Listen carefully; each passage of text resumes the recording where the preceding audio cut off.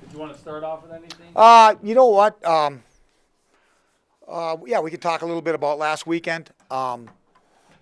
You know what? Like I thought last weekend might have been our most consistent weekend for 110 minutes. We played terrific, and this group is an interesting group. I mean, when you're a little kid, remember you ever put your hand touch one of the burners on the stove? Did you ever? After you did that, did you try the next burner, and the next burner, and the next burner, and all the burners after that? This group's got to touch every burner on the stove, and we're covering it all. And the most recent burner was the self-destruction burner.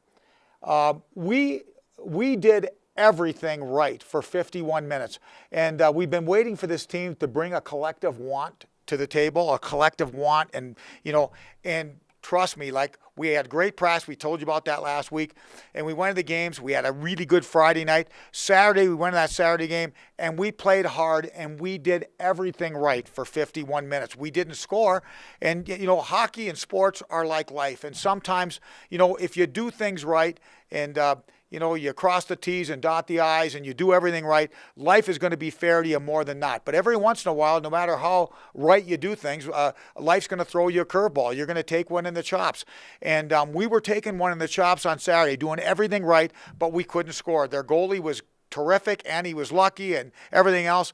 And with 9 minutes left, the shots, I believe, were like 37-11, and we were down 1-0, but we had 9 minutes left, and we got impatient. We got frustrated.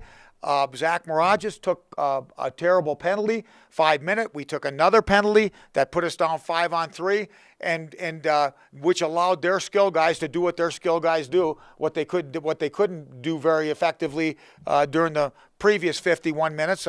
And they scored an easy 5-on-3 goal, and then they salted away later with an empty net goal. And we had a meeting. Obviously, we had everybody back yesterday, and I said I want to pat you on the back, but I also want to kick you in the fanny. I mean, we talk about controlling what we can control, and we just have to be competitively patient. You have to stay with the game. And we let frustrations from us not scoring. And trust me, a big part of it was because the guys wanted it. Collectively, they wanted it. And we were playing terrifically as a team.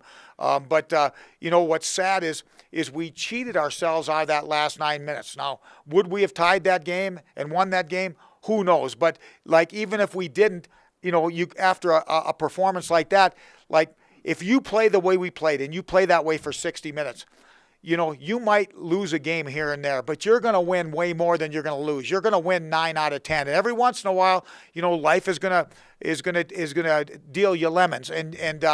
But we got impatient, and we beat ourselves. And the key for us now is to be able to come back these last 4 games and play as well as we played for the 60 minutes on Friday and the 50 minutes on the 51 minutes on Saturday, and do that for an entire weekend, and take that into the playoffs. And let me tell you, we're either going to win it or we're going to be a very tough out. But we've got to keep that fire. We got to keep do everything we did. Like I said, we did everything right up until that point, and then we got impatient. We got frustrated. We took a bad penalty, and they did what they do. They had some very skillful guys, and when you put them on the power play, and especially on a 5-on-3 for a full 2 minutes, you don't have much of a chance of stopping that. So it sounds like you being the chef in the kitchen, it's just a matter of, hey, touch the burner, right? Well, I mean, there's another, I don't know how many burners are left to touch. I mean, we found ways to beat ourselves, and I thought we had actually covered the gamut, but we didn't, and we had one more. What's encouraging is a lot of the ways we beat ourselves earlier in the season was because we weren't committed to the difficult things, taking hits to make plays, blocking shots, forechecking with reckless abandon, taking pucks to the net. We weren't embracing the hard. And, we embraced the hard last weekend, and it showed in the discrepancy in shots in our favor, and we beat ourselves just with plain and simple with a lack of discipline. The other thing that I didn't like is we had a couple guys lose their cool at the end and get 10-minute misconducts, and that's not what we're all about. We talked about that. You know what? We have a classy group of guys in our locker room. You know what? It's easy to win with class. It's not as easy to lose with class. But when things don't go your way, sometimes you have to tip your hat to the other team, the other goalie, whatever it may be, and then you go and you move on. But you also conduct yourself with a high level of class. I didn't like. That bothered me more than the bad penalty that we took. We can fix the bad penalty, and we just don't do it again. We have a rule in our locker room. In our team, getting that third period, games are tight, and I always say take a log off the fire. And what I mean by that is you can't blow people up. You got to take a little bit of physicality off when you get in that third period, because then you put yourself at the mercy of the referees. You blow a guy up, and you might get away with it, but also you might not, and you take a penalty at a critical time in a tight game in the third period. So this was purely the penalty that Zach took, and Zach is one of our best players. I mean, I wouldn't know where we'd be without him. But he's a big, strong, tough kid, but he took a bad penalty, and that penalty ended up costing us. And like I said, we can fix that, but we need to be able to come with that competitive fire. It was a step in the right direction. You know what I told the guys? I said, if we don't get traction from last weekend, it's only because we're not allowing ourselves to get traction from that weekend, because we did a lot of good things. We did a lot of good things that we need to continue to do. So with this being your final road trip, and this might be looking too far ahead, do you kind of prepare for the conference tournament? Do you throw any of those wrinkles in with this trip? No. We're just taking Mercyhurst, and we're playing them straight up. And be honest with you, we never coach for the conference tournament until we get to the conference tournament. We have to coach each individual opponent. And even when you get to the conference tournament, like how you play and how you prepare, has a lot to do with the opponent and what their strengths and weaknesses are as a team. So we're just preparing for Mercyhurst, and that's going to be it's going to be a tough weekend. This is going to be as tough a weekend as it was going to Bentley a couple weeks back. They're playing hockey. They're playing very good hockey right now. They have arguably Ducek on defense is arguably I can't imagine he's not going to be the player of the year in our league. And he's got 12, 14 goals or some darn thing. Yeah, as a defenseman. I mean, so, just the way we approach our play when he's on the ice is something that we're going to need to address. But we go into Mercyhurst, be a very tough opponent. Then we have Holy Cross, who struggled, but we know darn well they've won enough games, and all their games are tight enough where you better be ready, or they're going to find a way to get a game from you, at least a game from you, the same as Canisius did.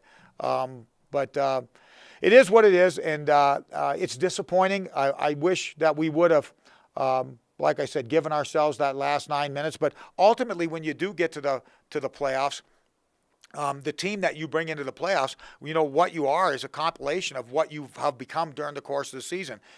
What lessons have you learned, and that finished product is, like I said, I remember losing the toughest loss I've ever had was that last game. If we beat Sacred Heart 2 years ago in the final game of the season, we win the regular season. Not only do we win the regular season, we go up far enough in the RPI where we don't have to get the AQ, where we would have assured ourselves of an at-large bid.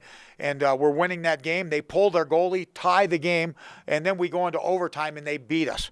And then luckily, we went through the back door and won the conference tournament and got the AQ, which saved me. I can look back in looking back at that, it was a horrible thing to go through. It was just a gut-wrenching loss and a horrible thing to have to go through. But I'm going like, well, maybe we've won the conference tournament and we went to the NCAAs and we made it to the NCAA Final Eight. Maybe having gone through that and getting our guts kicked up to our throat, maybe that lesson, maybe that's what enabled us to go through the conference tournament, win it, go into the NCAA tournament, beat Western Michigan, and again, 1 goal away from the Frozen Four. So, who knows? At the end of the year, I hope I look back and say, that was a tough loss against Canisius, but maybe our team needed that. Maybe that was the last lesson we needed to learn before playing our last 4 games and going into the playoffs. So it sounds like despite the last 9 minutes that you're talking about, it sounds like the players, the locker room is getting it that they need to finish strong over these final 6 games, now the final 4 games. That was the answer. I mean, that was the answer that I think that we got. And that's what I chose to dwell on yesterday in the meeting. I'm not, to dwell in the last 9 minutes where we imploded, as opposed to, the 60 on Friday and the 50 on Saturday, in which we played maybe our best and most consistent, and we were hard to play against. We were not easy to play against. Our opponent, again, with that 9, until we took that penalty with 9 minutes left, had 12 shots on goal in the entire game, and they've got some skill and talent up front. So, you have to be doing something well in order to be in that position in the first place. So we're choosing to dwell on the positives, and then, hey, we're going to be in this situation again. Hey, guys, every night, it's rare that you're going to be in a game. The league is so tight, college hockey is so tight. It's rare that you watch a game where the goalie isn't being pulled at the end by somebody. I mean, it's an oddity. It's an outline situation when somebody's not pulling their goalie. I mean, hey, we're pulling it. If we're within 3, we're pulling it, and generally we're within 1 or 2, and so is our opponent. So that's one thing about coming to the college hockey games and coming to the Cadet Ice Arena or the World Arena or Magnus or wherever. You're going to be in for some excitement. If the first 55 aren't real exciting, guarantee you the last 5 are going to be when that goalie gets pulled. Something's going to happen. There's going to be a little bit of excitement. So you drew a comparison to the team 2 years ago. When you see your team now playing 51 minutes the way it did, do you think you have the potential to make a run in the NCAA? This group teases you. No. This group teases you. I've never quit on our ability level. The ability is there. I really believe we have the talent in the locker room. Collectively, could we put it together and become a team? That's been the question. And then when you have what we have, and I'm not saying we're great, but we have a good group. And when you have a good group that come together, play collectively, and decide they want to become a great team. A bunch of good guys decide they want to become a great team. And then when you got Billy Christopoulos in the nets, I mean, it ain't ever over until it's over. It ain't ever over until it's over. And I'm going to stick with this group, and I'm going to be selling hope to them, selling hope to you and the fans, selling hope to myself. Like I said, until the fat lady sings, we're going to be selling hope. Okay. And you mentioned Holy Cross, and obviously your AD came from Holy Cross. How many interactions have you had with him? What do you think of the new boss? The new athletic director, Nate, Mr. Pine. Obviously he's got a great resume. He's been at 3 Power 5 schools. He was at Army, so he understands a service academy. He comes in with a grasp of, he knows what a commandant is. He knows what a superintendent is. Like, he knows the inner workings of an academy, which I think has enabled him to come in right away, hit the ground running, fight the fights. Instead of having to take 1.5 to 2 years to learn the landscape, he understands it and knows, hey, this is a battle we can fight and win. This is one we probably should lay off. I think he was a terrific choice. Like I said, he's got the Power 5 experience. He's been at a service academy. At Holy Cross, he's been on a number of high-level committees with football and other sports. He's a proven fundraiser. We have been, our team and Toll, we've been in the facility that he built at Holy Cross, and it's a very impressive facility. What we're looking for from coaches, what we were looking for from the coaching body is obviously somebody that can come in with fundraising experience, that can, continue to help supplement our budgets with successful fundraising. Also, a leader that can get together, with the commandant, get together with the dean, and help create balance between the three pillars. And I really believe that he brings those strengths. He's a proven fundraiser. He understands the academy, and I really believe he's going to be able to sit down. He's a reasonable man. He's going to be able to sit down with reasonable people and get us here, help get us all to a better place. Obviously, everybody's got to be on board. You have to have all the heads from all the three pillars on the same page. But I believe that's going to happen. We have good people here at the academy. We have all the people that are the heads of the departments and the head of the commandant and the dean and the athletic director.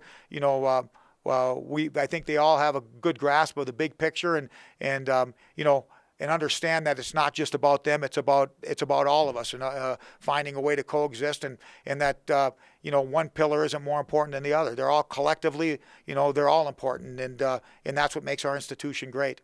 And as far as hockey is concerned, does he seem to have a strong grasp of what you need, especially coming from an AD like Jim Knowlton, who hockey was his, first sport? Do you see any differences there?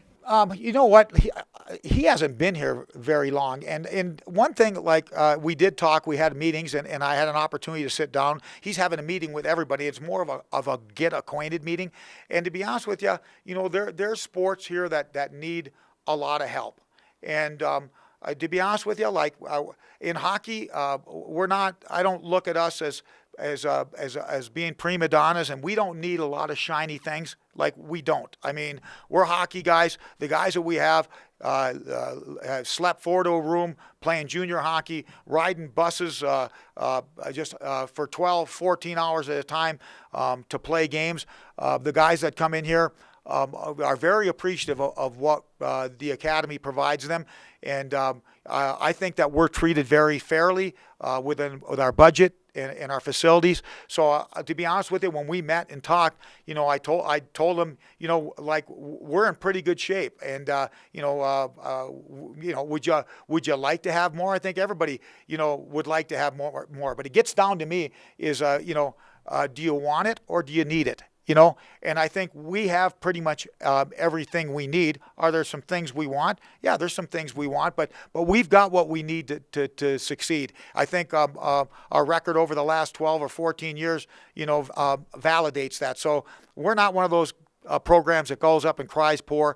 There are some programs here that need a little help with their budgets, with their staffing, getting their staffing back fully staffed from the sequestration and the things that have went on in the past.